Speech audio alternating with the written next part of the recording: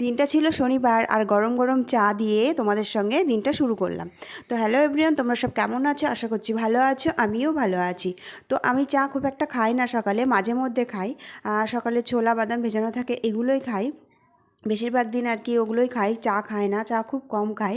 আর দেখতে পাচ্ছ আমি গ্লাসে করে চা কি ভালো লাগে, কিন্তু বাড়িতে আমি গ্লাসেই খাই। তো দিনটা যেহেতু শনিবার ছিল, তো আমাদের আজকে নিরামিষ।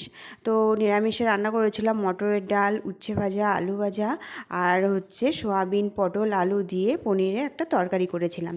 তো এই তরকারিটা আর কি, সোয়াবিনটা আর কি সিদ্ধ করে নিয়েছিলাম গরম জলে, লবণ দিয়ে একটু গরম জলে সিদ্ধ করেছি। না হলে কি হয় বলো তো, সোয়াবিনটা একটু কেমন গন্ধ বেরোয় হালকা। তো সেজন্য ওকে সিদ্ধ করে নিয়ে রান্না করেছিলাম।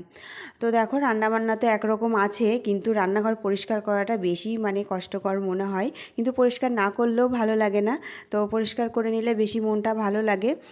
কিন্তু রান্নার থেকেও পরিষ্কার করার টাইমটা বেশি মনে হয়, যেন রান্নাঘরে বেশি টাইম লাগছে আর কি পরিষ্কার করতে রান্নার থেকেও। তো শেষমেশ দেখো আমি রান্নাঘরটা ক্লিন করে নিয়েছি।